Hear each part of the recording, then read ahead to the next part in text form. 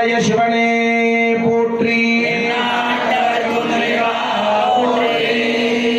ஓம் சாந்தம் பத்மாசனஸ்தம் சதிதரமகுடம் பஞ்சவக்ரம் திரிநேத்ரம் சூலம் வஜ்ரம் கர்க்கம் பரசுமபயதம் சவ்யபாகே வகந்தம் நாகம் பாசம் ச கண்டாம் பிரளயமுதமகம் சாங்குஷம் வாமபாகே நானாலங்காரயுக்தம் ஸ்படிகமணிநிபம் பார்வதீశம் நமாமி. ஓம் சிவாசனாய நமः. ஓம் சிவமூர்த்தயே நமः. ஓம் சிவாய நமः. ஓம் ஹிருதயாய நமः. ஓம் சிரசே நமः. ஓம் சிகாயை நமः. ஓம் கவசாய நமः. ஓம் அஸ்த்ராய நமः.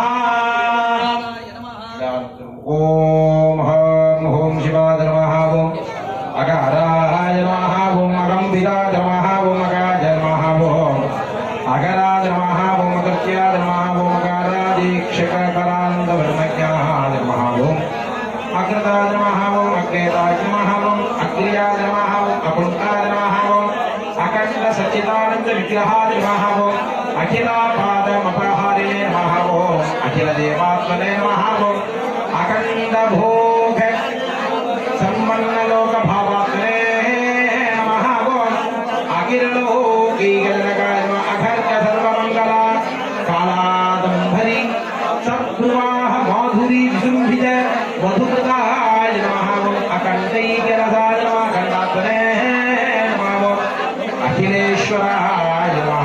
ஓம் அகணீதகுணாய நமः.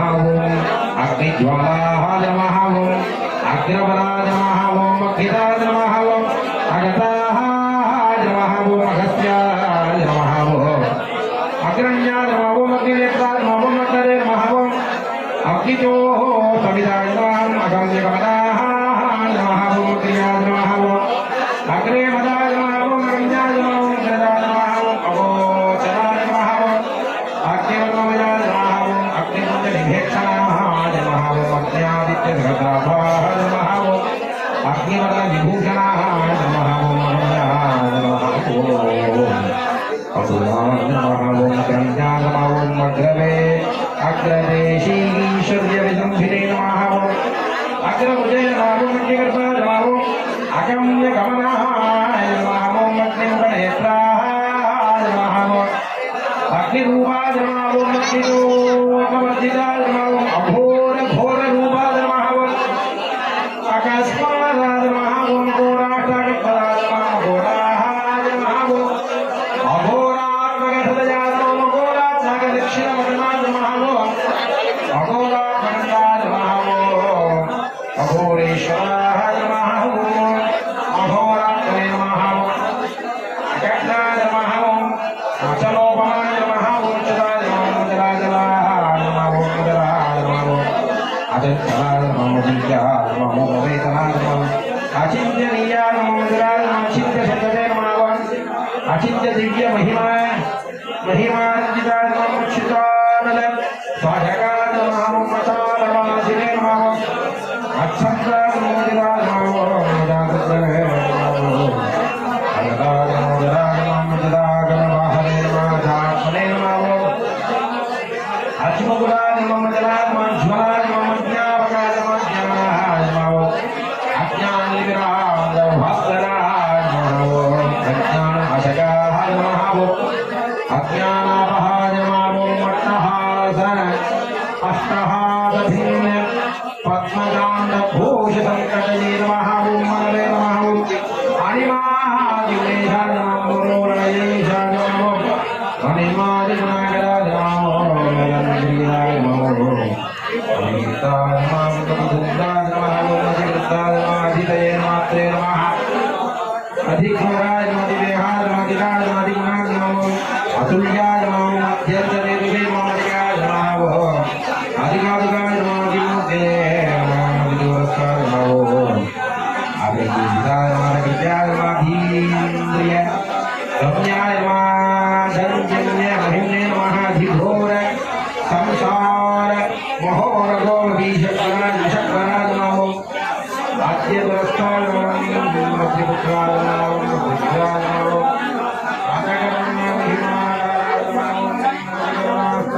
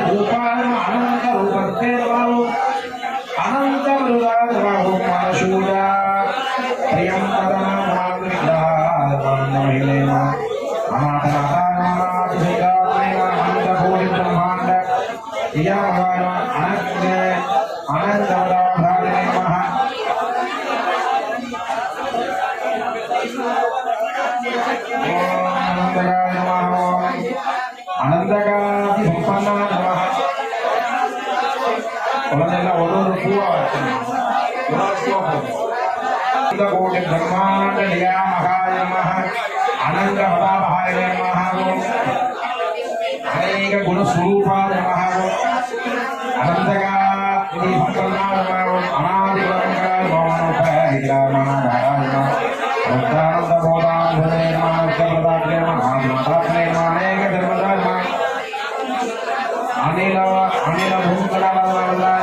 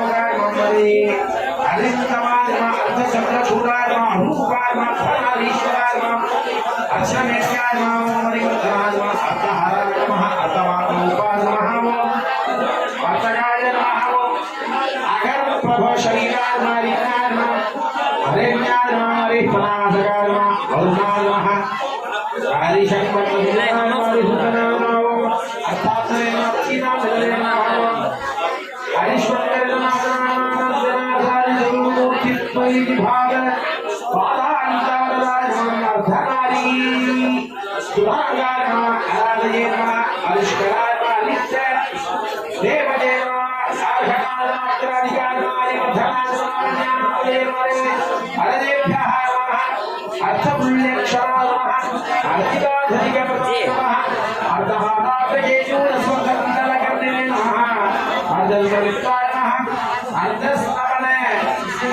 नहीं कट्टा वर्धन मटन चैनल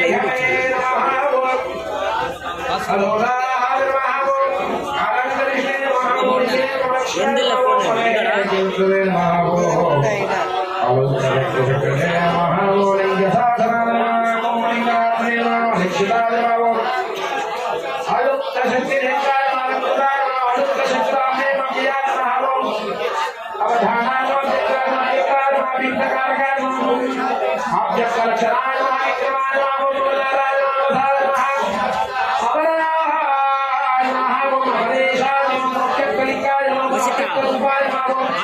आता फोन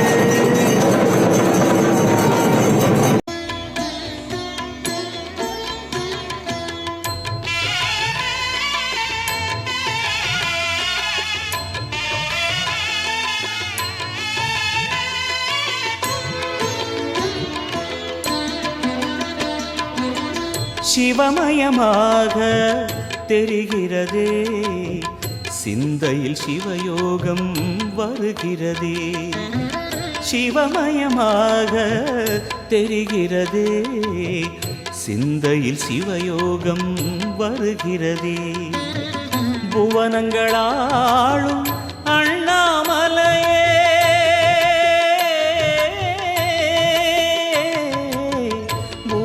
புவனங்களாளும் அண்ணாமலையே எனது விழிகளில் காணும் பொழுதிலே மாறிடுதே மனம் ஊறிடுதே அண்ணாமலையானே எங்கள் அன்பில் கலந்தோனே உண்ணாமுலை நாதா எங்கள் உள்ளம் நிறைந்தோனே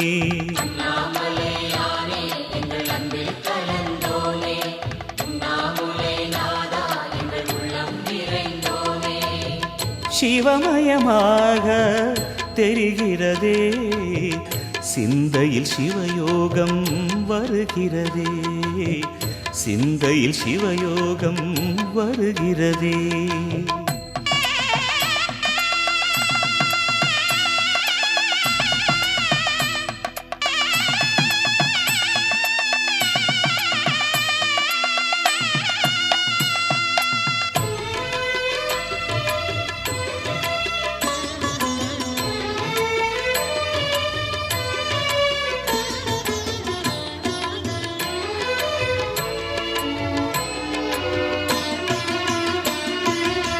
யுகம் 4 தாண்டியே முகம் வேறு காட்டியே ஜகம் யாவும் ஆழ்கின்ற அருணாச்சலா. யுகம் 4 தாண்டியே முகம் வேறு காட்டியே ஜகம் யாவும் ஆழ்கின்ற அருணாச்சலா. சத்தியம் நீதான் சகலமும் நீதான் நித்தியம் என்னில் நிலைப்பவன் நீதான் அருணாச்சலா. உனை நாடினேன் அருணாச்சலா, உனை நாடினேன். சிவலீலை செய்யாமல் சிறு ஏனையாட்கொள்ள சிறிதேனும் தயவோடு அருள்வாயப்பா, சிறிதேனும் தயவோடு அருள்வாயப்பா.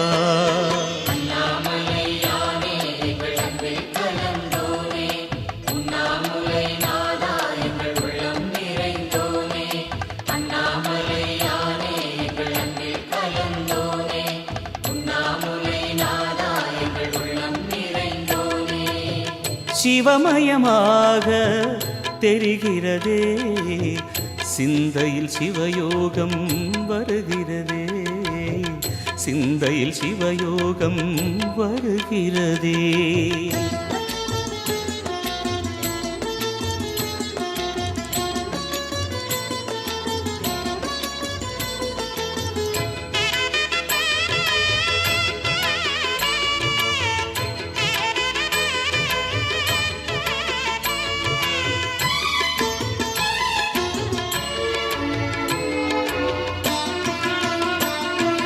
முடி மீது தீபமாய் மடி மீது ஜோதியாய் அடிவாரம் வெம்மையாய் உனை காண்கிறேன். முடி மீது தீபமாய் மடி மீது ஜோதியாய் அடிவாரம் வெம்மையாய் உனை காண்கிறேன். தீயனும் லிங்கம்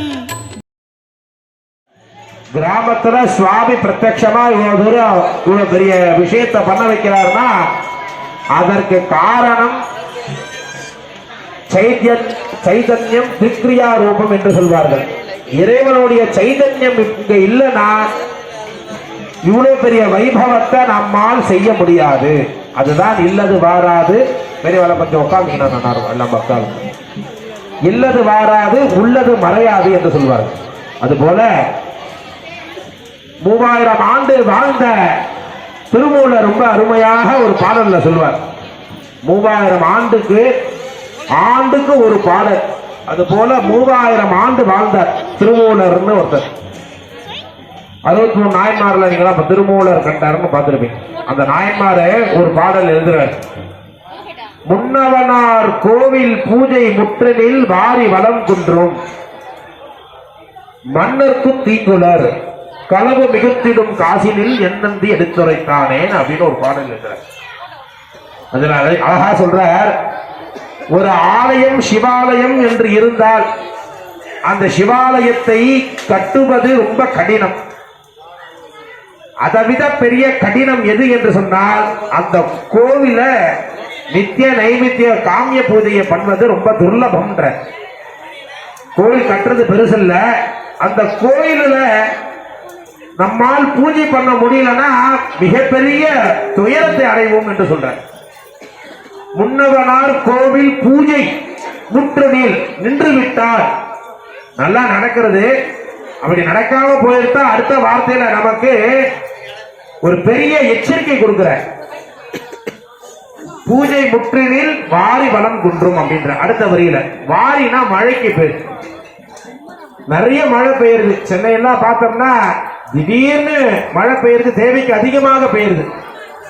இல்லைன்னா தேவைக்கே இல்லாம தண்ணி அடியில போயிடுச்சுன்ற, நல்ல தண்ணியே கிடைக்க மாட்டேங்கிறதுங்கிற. இங்க பார்த்தாலும் இங்கதான் அப்படின்னா இப்ப கூட சமீபத்துல திருவண்ணாமலை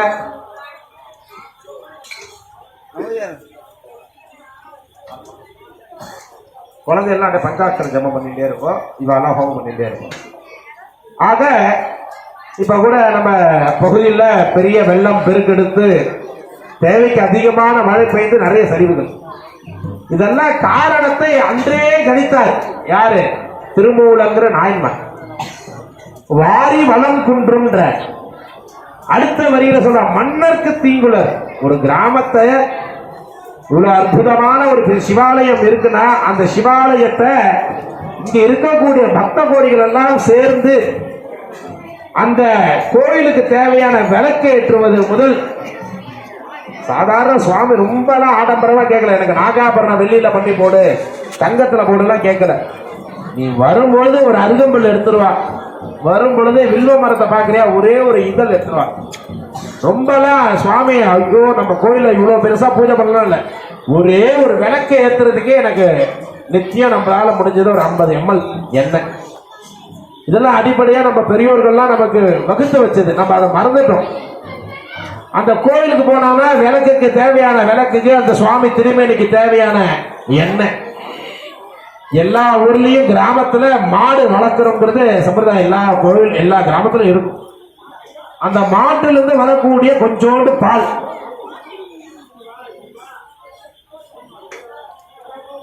அப்படி அந்த பாலை கொண்டு வந்து முடிந்தால் அந்த பாலை எடுத்துட்டு வந்து திருமேனியில அபிஷேகத்தை பண்ணணும். இப்படி எல்லாம் நம்ம கிராமத்துல ரொம்ப பெருசா இல்லாம ஒரு சின்ன இலை, ஒரு இலை வரும்பொழுது பச்சை இலை, யாவருக்குமாம் இறைவனுக்கு ஒரு பச்சை இலைன்னார், யாவருக்குமா பசுக்கு ஒரு வாய் உரையினார்.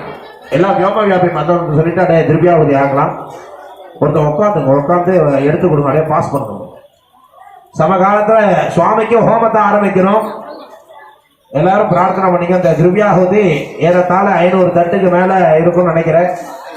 1000 தட்டு சுவாமிக்கு மூலமந்திரத்தினால ஹோமம் செய்ய இருக்கின்றார்கள்.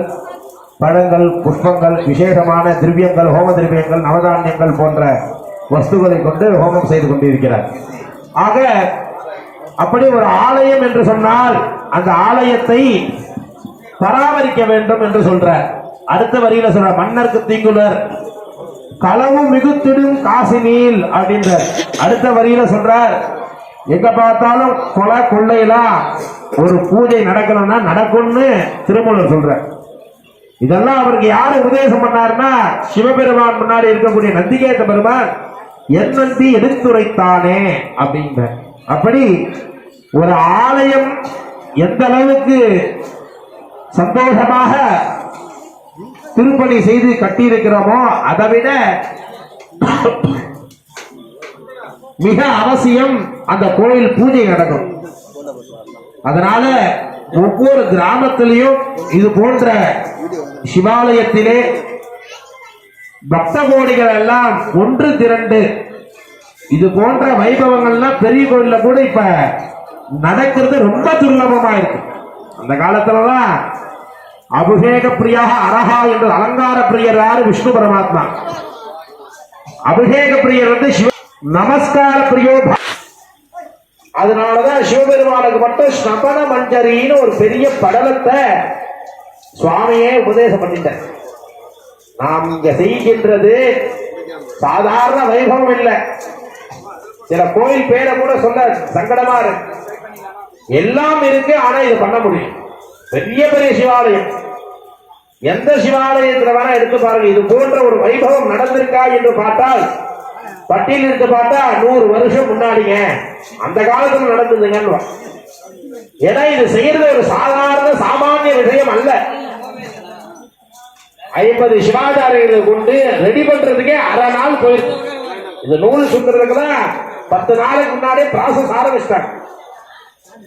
பாடசாலையில இந்த கலசத்தை எடுத்துக்கொண்டு அந்த பாடசாலை இருக்கக்கூடிய மாணவர்களை கொண்டு 700 கலசத்தை இங்க வந்து 300 சுத்துறதுக்கே அரை நாள் ஓடி போயிடுச்சு. 700 கலசத்தை முன்பாவே 10 நாளுக்கு முன்னாடியே எடுத்துட்டு போயிட்டார். அந்த கூச்சம் சொல்லுவாரு, இறைவனுடைய முதுகு எலும்பு எதுன்னா அந்த கூச்சம். மூர்தாதி பாத பரிச்சம் தான் அந்த சுவாமியுடைய முதுகு எலும்பாக இருக்கிறது எதுனா அந்த கூச்சம் தான். அப்படி இந்த கலசத்துல ரெடி பண்றதுக்கே இத்தனை நாட்கள் ஆகும். ஆக ஒவ்வொரு சிவாலயத்திலும் இதை செய்வதற்கே ரொம்ப ரொம்ப ரொம்ப ரொம்ப கடினம் என்றார். ஆனா நமது சிவாலயத்துல நமது சுவாமி நமது கிராமத்தில் இது நடைபெறுகிறது என்று சொன்னால் இறைவனுடைய பெரும் கருணை எந்த அளவுக்கு இருக்க முடியும், எந்த அளவுக்கு சுவாமியுடைய சாநித்தியம் இங்க இருக்கும் என்பதை நாம் எண்ண வேண்டும். இது சாதாரணமாக யாரோ வந்தாங்க யாரோ பண்ணாங்கன்னா இல்ல, ஏதோ பெரிய தவத்தின் பயன் இருந்தால் மட்டும்தான் இந்த யாகத்தை நம்மை கலந்து கொள்ள முடியும், பார்க்க முடியும், தரிசிக்க முடியும். அதை சிவன் நம்ம மூலமாக அதை செய்வது நாமெல்லாம் செய்த பெரிய பெரிய பாக்கியம். அப்படியாக இந்த கலசாபிடத்துக்கு என்ன விசேஷம்? இந்த கலசம் என்பது அரூப வழிபாடு. இங்க பாத்தீங்கன்னா யாகசால பாத்தீங்கன்னா நம்மளுடைய சனாதன தர்மத்துல 3 விதமான வழிபாடு: ரூபம், அரூபம், ரூபாரூபம். அந்த 3 இங்க யாகசால பார்க்கலாம். ரூப வழிபாடு என்று அந்த அலங்காரம் செய்து அவயவங்களோடு சுவாமியை திரு உருவச் சிலையை அலங்கரித்து வைப்பது ரூப வழிபாடாக இங்கே ஆராதித்து இருக்கின்றார்கள். அம்மையும் அப்பனமாகவும் விநாயக பெருமான், வள்ளி தேவசேனா உடன சிவ குடும்பமாக இங்கே எழுந்தருளிருக்கிறார்கள். அதை வழிபடுவது உருவ வழிபாடு என்று சொல்வார்கள். பிறகு அதன் கீழே அரூபமாக விளங்கக்கூடிய இந்த கலசங்கள். இந்த கலசத்தை பார்த்தோம்னா அந்த கலசத்தில் இருக்கக்கூடிய நாருடன் இருக்கக்கூடிய அந்த தேங்காவானது முக்கட்டை உடையது. அது இறைவனுடைய சிறப்பாக தலையாக விளங்குகிறது. அந்த கலசத்திலே சுற்றப்பட்டுள்ள நூல்கள் எல்லாம் இறைவனோட நரம்பாக இருக்கின்றது. அந்த கலசத்தில் உள்ளே இருக்கின்ற நீரானது புனித நீர், சுவாமியுடைய உதிரம் என்று சொல்லக்கூடிய ரத்தமாக இருக்கின்றது. அதன் உள்ளே விசேஷமான நவரத்னங்கள், உயர்ந்த தாதுக்கள் எல்லாம் போட்டிருப்பாங்க. அது சுவாமியுடைய உயிர் தாதுவாக வெண் அணுக்களாக இருக்கின்றது. அப்படி நம்ம எல்லாம் உட்காருது பூ அப்படின்னு சொல்லக்கூடிய பூமியில நம்ம எல்லாம் அமர்வது. ஆனால் இங்கே அமர்ந்து இருப்பது சிவபெருமான் 5 ஆசனத்தை கொண்டு அமர்ந்து இருக்கின்றார். அனந்தாசனம் ஒவ்வொன்றும் ஒவ்வொரு டைப். அனந்தாசனம், சிம்மாசனம், யோகாசனம், பத்மாசனம், விமலாசனம்.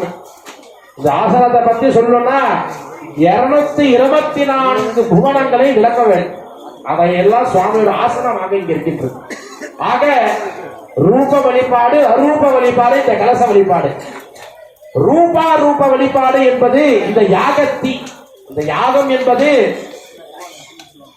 இறைவன் யாக வழிவிடே வேள்வி புகையால் நான் இருள்குள் வென்றாடு என்று திருவெண்காடு பதிகத்துல சம்பந்த பெருமான் ரொம்ப அருமையாக பாடுறார்.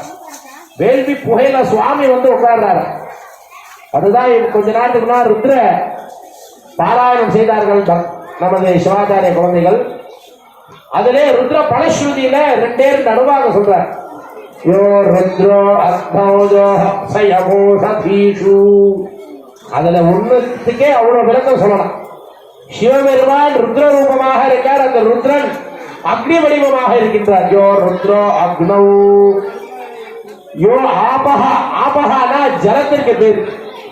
நாளை காலை அனைத்து கலசங்களும் சிவபெருமானுடைய சிரத்திலே அபிஷேகம் செய்த பிறகு அந்த தீர்த்தம் உங்களுக்கு எல்லாம் வழங்கி இருக்கின்றார்கள். அந்த தீர்த்தம் ஓஷதி அப்சிய ஓஷதீஷு.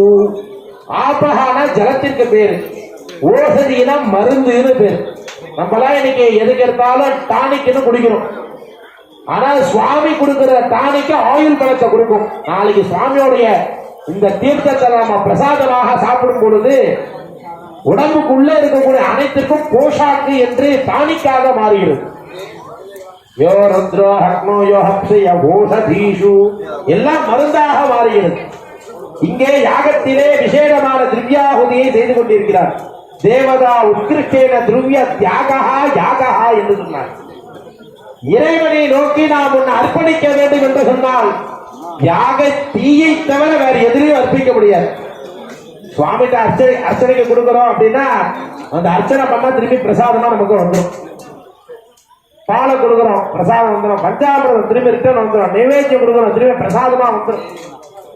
ஆனால் அந்த இறைவனுக்கே அர்ப்பணிக்க வேண்டும் என்று சொன்னால் அது சிவாங்கி என்கிற யாகத்தின் வாயிலாக தான் அந்த சுவாமிக்கு அதை அர்ப்பணிக்க முடியும். அதனாலதான் நம்மளால் முடிந்த அளவு இது போன்ற மகா யாகத்திற்கு வரும் பொழுது விசேஷமான முறையிலே நல்ல நெய்யை வாங்கிட்டு வந்து கொடுக்கலாம். பூர்ண நாளைக்கே சொல்லக்கூடிய கொப்பரை தேங்காய் சும்மா கையை வீசிட்டு வரக்கூடாது. ஒரு பெரியவர்களை பார்க்க போறோம்னா அவங்க உடம்புக்கு தேவையான பழங்களை கொடுக்கணும்.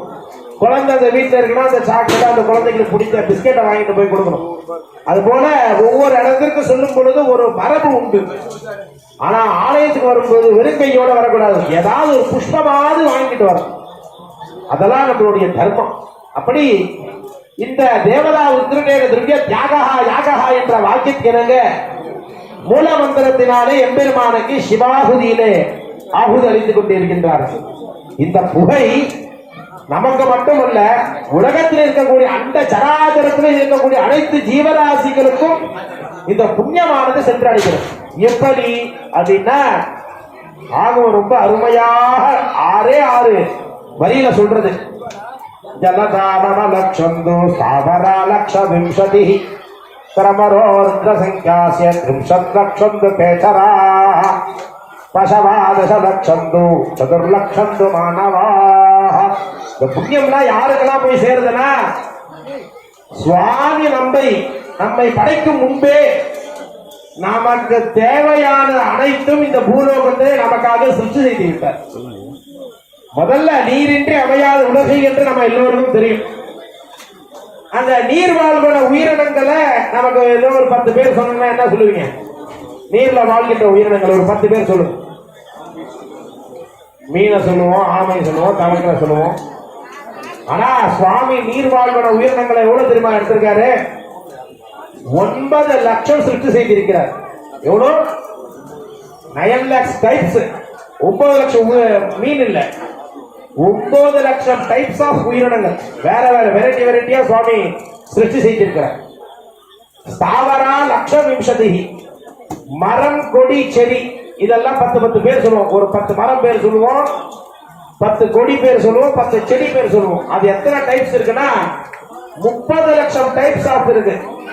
தொடு உயிர்வன, ஒரு உயிர் அழகு, ஓர் உயிர் அறிவு, தொடு ஊர்வனன்னு சொல்லுவார்கள். தொடு உணர்வோடு இருக்கக்கூடிய அறிவு 30 லட்சம். முதல்ல எவ்வளவு சொன்னேன்? சத்தமா சொல்லுங்க. 9 லட்சம். ரெண்டாவது எத்தனை லட்சம் சொன்னேன்? 30 லட்சம். டோட்டல் எத்தனை? 39 லட்சம். அடுத்தது மூன்றாவதாக சொல்றார். கிரமயோ ருத்ர சங்கியாஸ்ய. கிரமஹா அப்படின்னா கிருஷக்குருடன் சொல்லக்கூடிய மண்குள்ள வாழ்கின்ற உயிரினங்கள் எத்தனை இருக்குன்னா 11 லட்சம் டைப்ஸ் உயிரினங்கள் இருக்கா. எத்தனை? 11 லட்சம். நமக்கு தெரிஞ்ச மண்புழுன்னு சொல்லுவோம், கரையான்னு சொல்லுவோம், ஒரு 4-5 சொல்லுவோம். ஆனா உயிர்க்குள்ள எவ்வளவு இருக்கு? 11 லட்சம் டைப்ஸ் உயிரினங்களை சுவாமி படைச்சிருக்காரு. பிறகு எவ்வளவு டோட்டலா? 39 பிளஸ் 11 50 லட்சம். அப்புறம் பசவா கிரமயோருக்கு 30 லட்சம் கேசராக 30 லட்சம் உயிரினங்கள், பறக்கக்கூடிய உயிரினங்கள். எவ்வளவு? 30 லட்சம் உயிரினங்கள், பறக்கக்கூடிய உயிரினங்களை சுவாமி படைச்சிருக்காரு. பிறகு ஸ்தாவர மரம் கொடி செடி 20. முதல்ல சொன்னது 9 லட்சம் உயிரினங்கள், மரம் கொடி செடி 20, 30 லட்சம் கேட்கிறாங்க. 20 லட்சம் உயிரினங்கள், மொத்தம் 29. 29 மண்ணுக்குள்ள வாழ்கின்ற உயிரினங்கள் 11 லட்சம். 29 11 40. 40 பிளஸ் பறக்கின்ற உயிரினங்கள் 30 லட்சம்.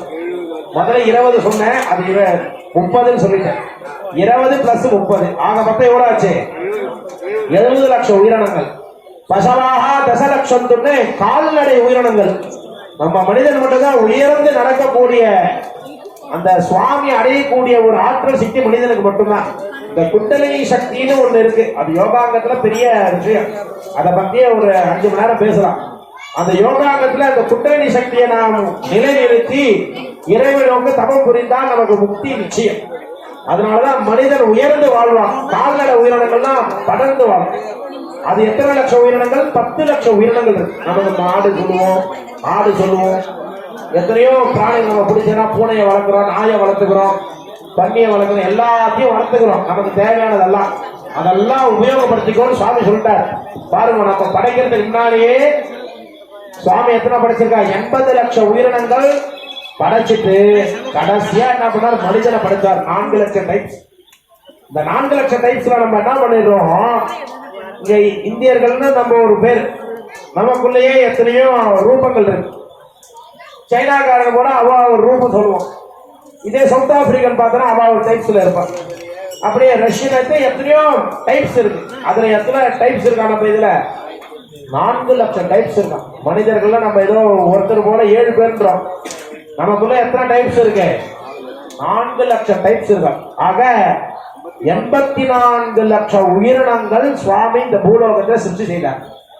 நம்மை கடைசியாக படைத்தார். நமக்கு தேவையான அனைத்தும் சுவாமி முன்னையே படைத்து இதையெல்லாம் நீ அனுபவின்னு கொடுத்துட்டார். எத்தனை 80 லட்சம் உயிரினம் நமக்கு தேவையான மரத்தை வெட்டுறோம், சேராக்குறோம், மரத்தை வெட்டுறோம், கட்டிலாக்குறோம், மரத்தை வெட்டி பலாக்கட்டி ஆக்குறோம். நமக்கு என்னென்னலாம் தேவை மரத்தை நம்ம இஷ்டத்துக்கு வெட்டிக்கிறோம். நமக்கு சூரியத்துக்கு நமக்கு தேவையான இடத்த இது என்னோட பூமியில ஸ்கொயர் போட்டு நம்மளோட இடத்த இதெல்லாம் சுவாமியோட இடம். ஆனா நம்ம என்ன பண்ண ரெஜிஸ்ட்ரேஷன் பண்ணி இது என்னோட இடம்னு நம்ம குழி தோண்டி எத்தனை அடி வேணா தோண்டிக்கலாம், எத்தனை அடி வேணா பள்ளம் தோண்டிக்கலாம். நமக்கு டைப்பானது எல்லாத்தையும் சுவாமிகிட்ட அப்படியே கொடுத்ததெல்லாம் நம்மளுது நம்மளுது நம்மளுது நம்மளுது நம்ம எடுத்துட்டே இருக்கோம். மீனை நமக்கு தேவையான ஆசைக்கு வளர்க்குறோம், சாப்பிடறதுக்கு வளர்க்குறோம், என்னென்னத்துக்கெல்லாம் உபயோகப்படுத்துறோம். இந்த மரம் கொடி செடி எல்லாம் நமக்கு சாப்பிடறதுக்கு கீரையை சாப்பிடுறோம், மரத்துல இருந்து பழங்களை சாப்பிடுறோம், பூ எடுத்துக்கிறோம். ஆக இத்தனையும் நாம் எல்லாம் அனுபவித்தோம் இல்லையா? அதெல்லாம் ஜட பொருள், ஜடசக்தி, ஜடாத்மிகா. இந்த ஜடத்திற்கெல்லாம் ஞானம் என்கிற மனது கிடையாது. இதற்கு இங்க 80 லட்சம் உயிரினங்களுக்கும் மோட்சம் என்கிற ஒரு இது கிடையாது. சுவாமி என்ன பண்ணார்? ஞானம் அறிவை உங்களிடத்துல கொடுத்து இந்த 80 லட்சம் உயிரினங்களுக்கும் சுவாமி மோட்சம் கொடுக்கும் பொருட்டாக சுவாமி பூஜைங்கிற ஒரு படலத்தை, ஆகமங்கிற ஒரு பெருநூலை உபதேசம் செய்தார். முதல்ல அம்பாள்ல கேட்கிறா, இறைவா உன்னை பூஜை பண்ணணும்னு அம்பாளுக்கு உபதேசம் பண்றாரு. அம்பாள் இருந்து ஒவ்வொன்னா ஸ்டெப்பை ஸ்டெப்பையா 18 ருத்ரங்கணங்கள், 10 கணங்கள் அப்படின்னு பிரிக்கிறார். இத 18 பேர் 28 பேரை உபதேசம் வாங்கிக்கிறார். கருடன் கிரணாகமங்கிற ஒரு ஆகம், ஒவ்வொரு சுப்பிரமேதாகம் கணபதிக்கு இப்படின்னு ஒவ்வொருத்தரும் உபதேசம் பண்ணி என்னை பூஜை பண்ணுன்றார். இந்த பூஜையினால எவ்வளவு பெரிய புண்ணியம் பாருங்க. இப்ப நான் சொன்னதெல்லாம் இதுல வரும். ஜலதா நவநட்சத்து, இங்க இருக்கக்கூடிய அனைத்து கலசங்களிலும் புனித நீரை வைத்துதான் பூஜை செய்கிறார்கள். இந்த புனித நீரை கொண்டு சுவாமிக்கு அபிஷேகம் செய்யும் போது 9 லட்சம் உயிரினங்களை நாம் அனுபவித்தோம் இல்லையா? அந்த 9 லட்சம் உயிரினங்களுக்கு சுவாமி மோட்சத்தை கொடுக்கிறார். அடுத்தது ஸ்தாவரா லட்ச விம்சதி, 20 லட்சம் உயிரின மரம் கொடி செடிகளால் கிடைக்கப்பட்ட அனைத்து நாம் அனுபவிச்சோம் இல்லையா? அதனால இங்க வாழை மரம் கட்டி இருக்கோம், மாவளை போட்டிருக்கோம், புஷ்பத்தை அலங்கரிச்சிருக்கோம். இயற்கையிலிருந்து என்னென்ன கிடைச்சதோ இந்த தேங்காவை தொங்க விட்டுருக்கோம், மாங்காவை தொங்க விட்டுருக்கோம், மாயிலை தொங்க விட்டுருக்கோம், இந்த தேங்காவில கலசத்தில் அலங்காரம் பண்ணியிருக்கோம்.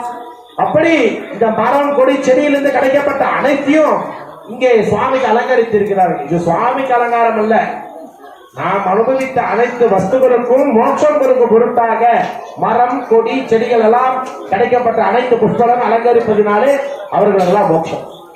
பிறகு திரமயோருத்ர சிங்காஸ்ட, மண்ணிலிருந்து கிடைக்கப்பட்ட குண்டங்கள், யாக குண்டங்கள் எல்லாம் செங்கலை கொண்டு அந்த செங்கலுக்கு நடுவில் இருக்கக்கூடிய மண்ணை வைத்திக்கு அங்குரார்பணம் நிறைய பூஜைகள்லாம் இருக்கு.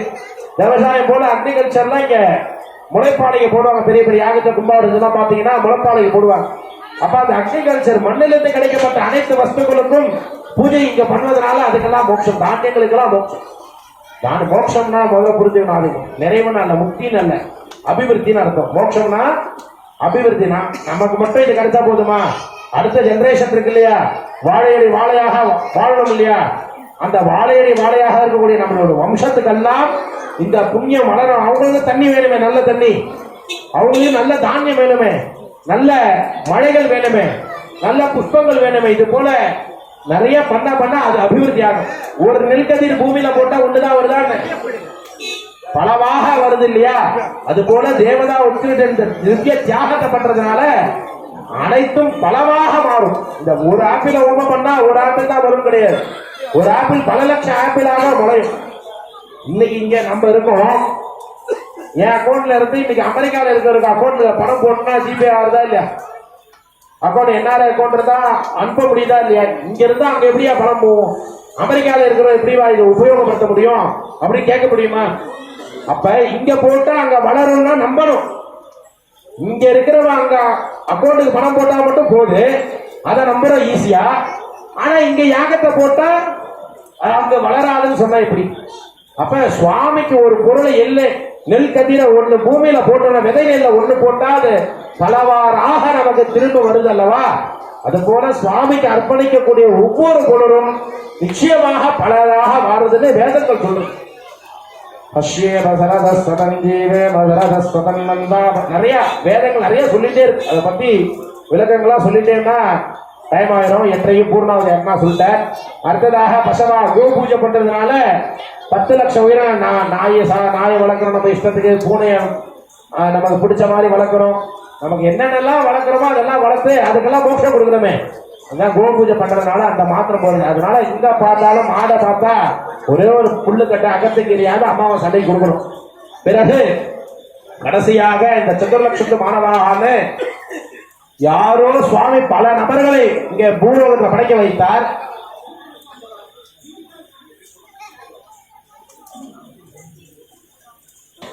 எத்தனையோ ஜீவராசிகளை படைத்தாலும் மனிதர்களை படைத்தார். பல நபர்களை படைத்தாலும் கூட இறைவனால் தான்குள்ள ஆட்கொள்வர். ஈசன்னு பேரு. ஈசன்னா ஈர்க்கக்கூடியவர்னு பேரு. எல்லாரும் ஈர்த்திட மாட்டார். யாருக்கு ஞானம், யாருக்கு மோட்சம், யாருக்கு புண்ணிய பலனை தர வேண்டுமோ அவர்களை மட்டுமே ஆலயம் கொண்டு ஆலயத்துக்கு வர வைப்பார். ஆலயத்துக்கு வந்து தொண்டு செய்ய வைப்பார். ஆலயத்துக்கு வந்து உதயம் செய்ய வைப்பார். அப்படி ஈசனாக இருக்கக்கூடிய அந்த சிவபெருமான் பல நபர்களை இருந்து சில நபர்களை தேர்ந்தெடுப்பார். அந்த சில நபர்களையே சிறப்பு நபர்களாக தேர்ந்தெடுப்பது இது போன்ற யாகத்தின் வாயிலாக. பல நபர்களை சுவாமி படைத்தாலும் கூட சில நபர்களை கோயிலுக்கு வர வைப்பார். சில பேர் வருவாங்க, நமக்கு என்னப்பா, நம்மள்ட்ட லட்சம் ரூபாய் இருந்தாலும் சாமிக்கு வழக்கு இருந்தா என்ன, சுவாமி எனக்கு அனுகிரகம் பண்ணா கிவிங் டு பாலிசி, 10 ரூபா எனக்கு லாபம் வந்தா சுவாமி 5 ரூபா பண்ணவங்கிற சில புத்தி இருக்கும். அதையும் தாண்டி சில நபர்களுக்கு ஒரு ஞானம் வரும். அந்த சில நபர்கள் இருந்து சிறந்த நபர்களாக சுவாமி தேர்ந்தெடுப்பார். அந்த தேர்ந்தெடுத்த நபர்கள் என்ன பண்ணுவார், நம்ம குடும்பத்துக்கு மட்டும் இந்த சிவ புண்ணியம் கிடைக்க கூடாது, இங்க வாழ்கின்ற அனைத்து ஜீவராசிகளுக்கும் இந்த புண்ணியம் அடைய வேண்டும் என்ற பெரும் நோக்கம். அந்த நோக்கம் தான் சிவ ஞானம் என்று சொல்வார்கள் சைவ சித்தாந்தத்தில். அப்படி அந்த சிவ ஞானத்தை எல்லாருக்கும் சுவாமி கொடுத்துட மாட்டார். அதுல சில நபரை சிறந்த நபர்களாக மாற்றுவது போல நமது யாகத்தை ஏற்பாடு செய்த அண்ணா அவர்கள், எங்களுடைய சிவாச்சாரிய ஆச்சாரியாக விளங்கக்கூடியவர் உமாசங்கர் அவர்கள் முதல்ல கை தட்டுங்க. ஏன்னா இந்த யாகத்தை ஏதாவது ஒரு சாதாரணமாக செய்து விடலாம் என்று நினைப்பதே சாத்தியம் அல்ல. இதை செய்வதற்கு பல மாதத்திற்கு முன்பே இந்த பிளானை பற்றி மிக அருமையா பேசினார். என்ன செய்யலாம் அப்படின்னு. ஆயுத சங்காபடிகள் முதல்ல அண்ணா ஆரம்பிக்கும் போதே சொன்னார், 10,008 சங்க வைத்து ஒரு ஆலய புது ஊரை நான் ஒரு பேர் சாரி மறந்துட்டு புதுப்பாளையம், சாரி உங்களுக்கு தெரிஞ்சிருக்கு, உங்க ஊர் பக்கத்துல இருக்கக்கூடிய புதுப்பாளையங்கிற பெரிய கஷேத்திரம், ஒன்னும் பிரசித்தமான கஷேத்திரம்லாம் இல்ல. அந்த கஷேத்திரத்துல 10,008 சங்காபடிகத்தை முதலே காஞ்சிபுரம் மாவட்டத்தில் நமது அண்ணா தான் செய்தார். அதன் பிறகு இந்த யாகத்தினை நான் சொன்னேன் இல்லையா, பல நபர்களே சிறந்த நபர்கள்னு. அப்படி சிறந்த நபர்களாக சுவாமியோடைய திருநாமத்தை கொண்ட இவர் பேரு உமாசங்கர், அவருடைய கர்த்தா பேரு விஸ்வநாதன். அவர்கள் கை தட்டுங்க. ஏன்னா இது போன்ற ஒரு சிவாலய பாஸ்டா ஓடிட்டே இருக்கும். அப்ப என்ன பண்ற, இது எல்லாரும் சைலண்ட். ஏன்னா நம்ம சிந்தனை இங்க இல்ல. அதனால எல்லாரும் திரும்பி சொல்லலாம்னு பிரார்த்தித்து அதுக்கு பிறகு இந்த யாகத்தை பத்தி சிறப்பை கண்டுக்கலாம். நம்ம பார்வதி பதஜே தென்னாடுடைய சிவங்கரியா. இப்பதான் ப்ராசஸ் பண்றோம். சுவாமிகிட்ட சொல்லும் பொழுது இறைவனை வேண்டுவதற்கு 4 பேர் போனோம். சிம்பிளா முடிச்சுட்டு இப்ப யாகத்தை ஆரம்பிக்கிற டைம் இல்லை. அண்ணா 10:30 பூர்ணாவதி பண்ண 10:45 சுவாமிக்கு நேற்றே நம்ம எல்லாம் பார்த்தோம். இந்த கலசத்தெல்லாம் எதுன்னு ஒரு கலசத்துடைய எண்ணிக்கைலாம் சொன்னேன். எல்லாரும் ஞாபகம் இருக்கா? 6 பேர் வரல, இருந்தாலும் ஞாபகம் வச்சுக்கோ. 9 கலசங்கள், 16 கலசங்கள், 25 கலசங்கள், 49 கலசங்கள், 108 கலசங்கள், இப்படி எல்லாம் வியூகம் நிறைய கிரமம் இருக்கு. அதுல கடைசி எதுனா சகசர கலசாபிஷேகம் தான்.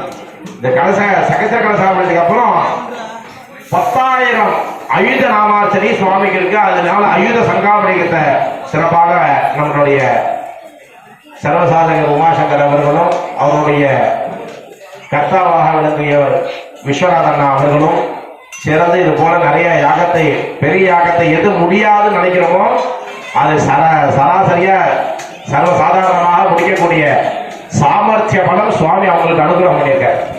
அப்படியாக இந்த சகஸ்ர கலசாபிஷேகத்துல பல்வேறு விதமான திரவியத்தை சேர்க்க சொல்லி ஆகமம் ரொம்ப அருமையா சொல்லி 8 விதமான மண், இந்த நண்டு வலை மண், புற்று மண், அதே மாதிரி கடல் மண், காண்டாமிருகம் கொத்தின மண், இப்படிலாம் யானை அடி மண், இப்படின்னு நிறைய மண், அஷ்டமிருத்து மண்ணை அதுல ஊர்ந்த நீராக அபிஷேகம் பண்ண சொல்லியிருக்கு.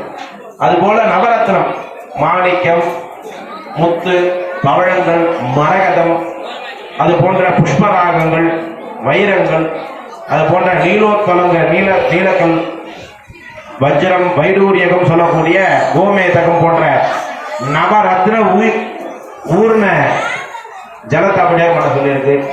அது போல மரத்துடைய பட்டை, ஆள், அத்தி, அரசு, புரசு போன்ற 4 மரத்தோடைய தோலை ஊர்ந்து அபிஷேகம் பண்ண சொல்லியிருக்கு. 5 விதமான பத்திரங்கள், வில்வம், நொச்சி, வன்னி, கொன்றை போன்ற உயர்ந்த தலநீர்னு பேர், பலோதகம், விசேஷமான பழங்கள் ஊர்ன நீரை அபிஷேகம் பண்ண சொல்லியிருக்கு. ஆயுதங்களை கொண்டு இறைவன் என்னென்ன கையில வச்சிருப்பார் அப்படின்னா எல்லா விதமான 8 விதமான ஆயுதங்கள் அஷ்டதிக் பாலகர்கள் என்னென்ன கையில வச்சிருக்காங்களோ அந்த திக்கோடைய உலோகத்துல செஞ்சு பஞ்சலோகத்துல செய்து ரொம்ப அருமையாக வாத ஊரன் கதைன்னு ஒண்ணு இருக்கு. இந்த வாத ஊரன் என்ன பண்றார், ஒரு காலத்துல பெரிய சிவ யாகம் செய்யறார். 1000 பேரை கொண்டு. எத்தனை பேரை? 1000 பேரை கொண்டு. திருவாத ஊரும் கேள்விப்பட்டிருக்கீங்களா? உத்தரகோஷமங்கைன்னு சொல்லுவாங்க. ராமநாதபுரம் டிஸ்ட்ரிக்ட்ல இருக்கிறவங்க தெரியும், கேள்விப்பட்டிருக்கீங்களா? உத்தரகோஷமங்கைன்னு ராமநாதபுரம் டிஸ்ட்ரிக்ட்ல இருக்கு. அந்த ஊர்ல வாத ஊரங்கிற நாமதேயத்துல பிறக்கிறார். வாத ஊரன் பேர். அவர் என்ன பண்றார், ஒரு பெரிய யாகம், சிவனை நோக்கி யாகம் செய்கிறார். அந்த யாகத்துல சுவாமி பிரத்யட்சமானார். வந்த உடனே உங்களுக்கு எல்லாம் கைலாசம் எல்லாரும் முக்தி, எல்லாரும் இந்த குளத்துல ஸ்நானம் பண்ணி வந்துருங்க அப்படின்ட்டு போயிட்டார். எங்க பக்கத்துல இருக்கக்கூடிய நதியில ஸ்நானம் பண்ணி ஏந்திங்கன்னா கைலாசத்துக்கு வந்துருவீங்கன்னு சுவாமி ஒரு வேலை அரேஞ்ச் பண்ணிட்டு போயிட்டார். உடனே தேவாதி முனிவர்கள் கடை போய் அந்த குளத்துல குதிக்க போறாங்க. குதிச்சாங்க, ஒரே டிராபிக் ஜாம் ஆயிரும் இல்லையா கைலாசத்துல. அவர் என்ன பண்ணார், ஸ்ட்ரீம் லைன் பண்ணி ஒருவர் பின் ஒருவராக, நீங்க 2வது, நீங்க 3வது அப்படின்னு ஒரு ஸ்ட்ரீம் லைன் பண்ற நீட்டா ஒரு வரிசை கட்டி நம்ம இந்த அன்னத ஏகாநேக ஸ்வரூப விஸ்வேஸ்வர, ஏகாநேக ஸ்வரூப விஸ்வேஸ்வர, யோகி கிருதி பிரிய வாச சிவா, யோகி கிருதி பிரிய வாச சிவா, ஐஸ்வர்யாஸ்ரிய சின்மய சேத்கண, ஐஸ்வர்யாஸ்ரிய சின்மய சேத்கண, அச்சுதானந்த மகேஷ சிவா, அச்சுதானந்த மகேஷ சிவா, ஓம்காரா பிரிய உரக விபூஷண, ஓம்காரா பிரிய விபூஷண, ஸ்ரீங்காதி மகேஷ சிவா, ஸ்ரீங்காராதி மகேஷ சிவா, ஔரசலாலித அந்தகநாதன, ஔராலாதித அந்தகநாதன, கௌரி சமேத கிரி அம்பரவாச சிதம்பர நாயக, அம்பரவாச சிதம்பர நாயக, துங்குருநாத சேவ்ய சிவா, துங்குருநாத சேவ்ய சிவா.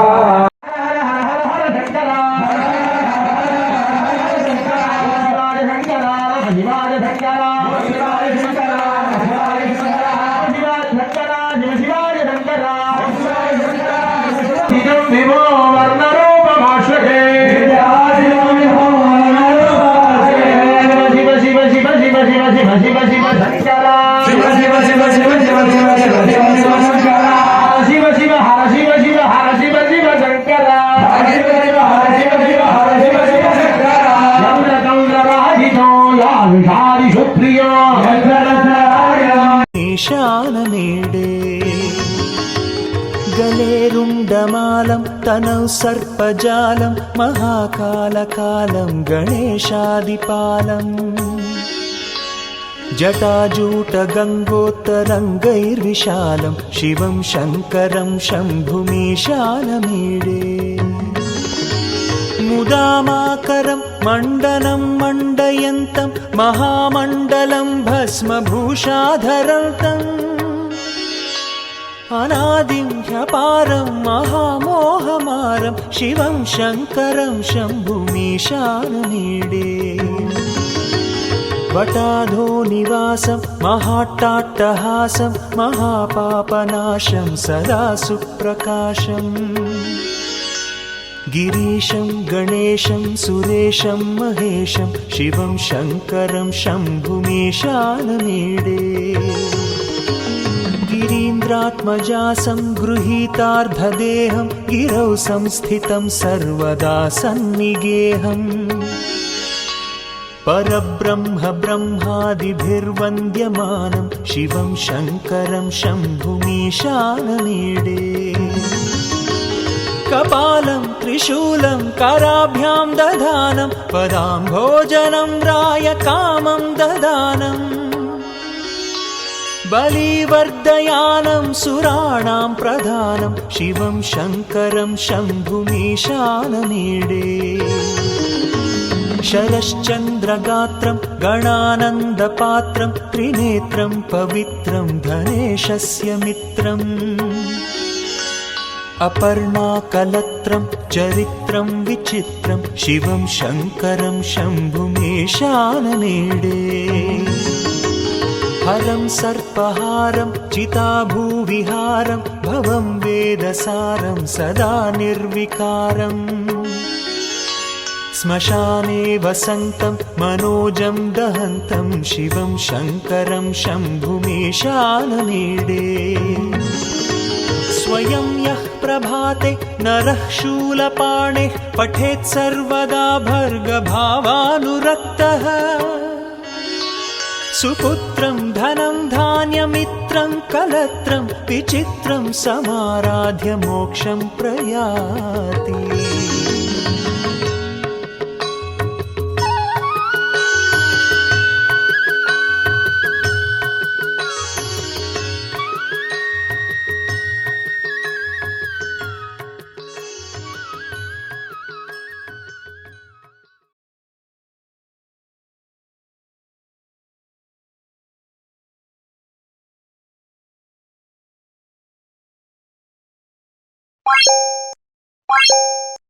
What?